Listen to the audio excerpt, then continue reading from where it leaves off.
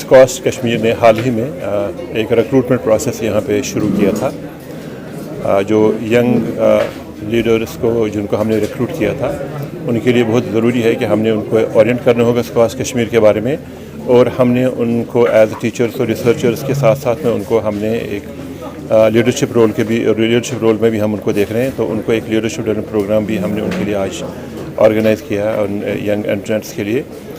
ये इसलिए ज़रूरी है कि हर इंस्टीट्यूशन का अपना एक रोल होता है, अपना एक पर्पज़ और मकसद होता है। तो इन नए रिक्रूट्स के लिए ये बताना ज़रूरी था कि इन्हें इस यूनिवर्सिटी में अगले 20-30 साल रह के हमें कहाँ से कहाँ जाना है।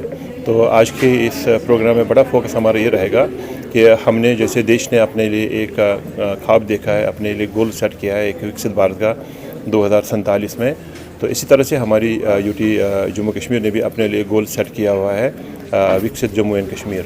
तो उस विकसित भारत और विकसित जम्मू कश्मीर में हर इंस्टीट्यूशन का क्या रोल रहेगा, और हमने स्कॉश कश्मीर से अपना एक रोल डिफ़ाइन किया है कि हमने इस विकसित जम्मू कश्मीर के लिए अपनी इस एग्री इकॉनमी को हमने एक बायो इकॉनमी कन्वर्ट करना है, और हमने स्टेट को एक model bio economy state of the country बनाना होगा।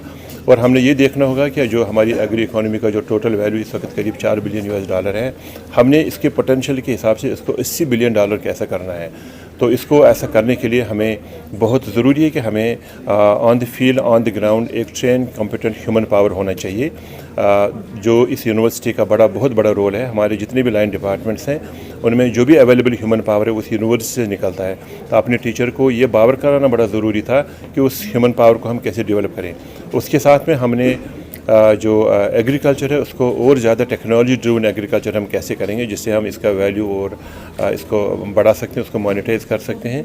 और तीसरा जो हमारा बड़ा चैलेंज इस वक्त है एनवायरमेंटल सस्टेनेबिलिटी का, जो हम ग्लोबल वार्मिंग देख रहे हैं, वेदर पैटर्न चेंजेस हम देख रहे हैं, काफ़ी बड़ा लंबा ड्राई स्पेल है, और आने वाले समय में ये जो चेंजेस हैं ये बढ़ते रहेंगे। तो हमने आज से ही अपने इस यंग जो हमारे रिक्रूट्स हैं उनको ये बताना ज़रूरी है कि हमने डेवलपमेंट करना है, लेकिन development has to be sustainable development.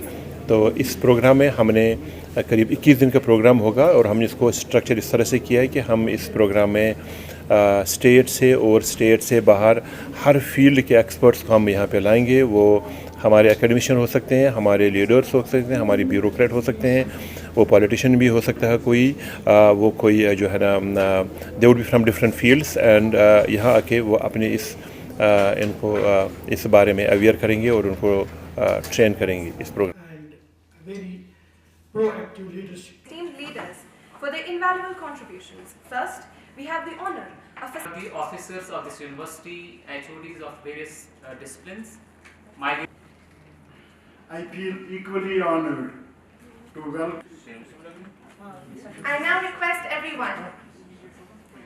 Today's theme happens to be Know the Values of Skorsky.